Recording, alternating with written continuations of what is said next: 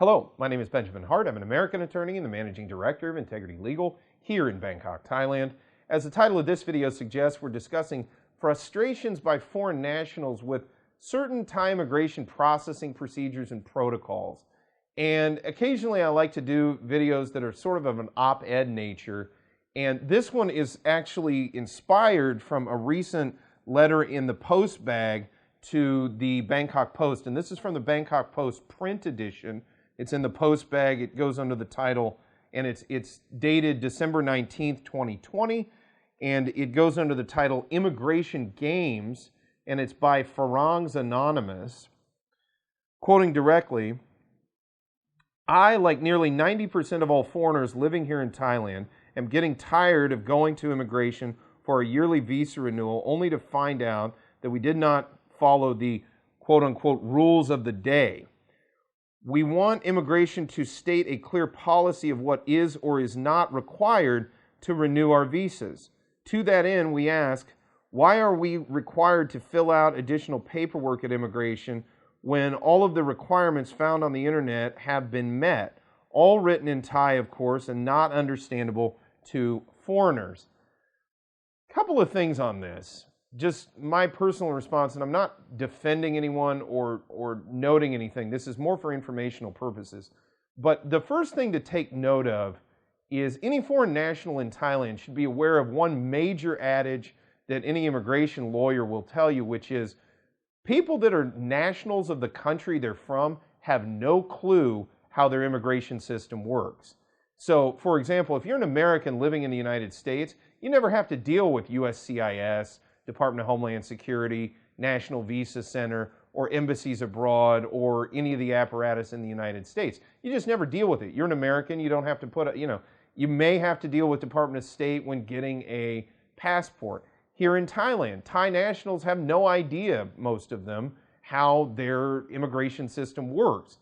I can tell you from personal experience, having been through pretty much all aspects of it, having become a naturalized Thai citizen, that yeah, it's a cumbersome Byzantine process, but so is the American system. And that's the reason I bring this up. I wanted to provide some context on this because I don't think a lot of foreigners understand, or the ones living here in Thailand, understand that their home country probably has immigration protocols that in many ways are as onerous or cumbersome as can be found here in Thailand.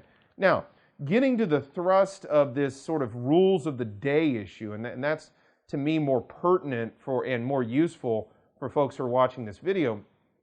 Yeah, it does seem like that different offices, and we've gone into this, we made videos specifically talking about different offices of Thai immigration and how different officers and different offices have different protocols for how they process cases. So what may work, for example, at the immigration office in Pattaya, specifically Chonburi Immigration Office down in Jomtien Beach, may work differently than the way that things will work up here at Chiang Watana for Bangkok. And that may work slightly differently down in Hua Hin. It may work a little bit differently in Phuket. When Phuket, is under normal sort of conditions where you have the normal number of foreigners down there, we often see a lot of variance with respect to administrative matters in the context of immigration. It's just kind of par for the course. Different offices do things differently. And the other thing to bear in mind is immigration officers are accorded a great deal of discretion with respect to fact-finding. And they may just simply feel, a given officer may feel that a certain piece of documentation is compelling, and they have the discretion under the statutes and under the regulations to request that documentation from a foreign national who is seeking an extension of status in the country. Now, is it always a reasonable request? I would say I've definitely seen situations where it seems pretty over the top. But long story short, yes, that discretion exists. I doubt it's going to go away. Could it be streamlined a little bit better? Yes. Immigration does have protocols in place to try and do that. But each case is unique and each case is different. And immigration officers have to deal with that uniqueness in such a way that complies with the law. And sometimes that means they ask for documentation that might not be explicitly stated in either the statutes or online. And the other thing to bear in mind, I often find this rather interesting. People will say, well, it's on the website. Well, the website is not the exhaustive end-all be-all. It is not the dispositive written in stone law. And the law itself is actually fairly simple. The Immigration Act is pretty straightforward. But the regulatory structure that sort of undergirds that law, it's pretty complex.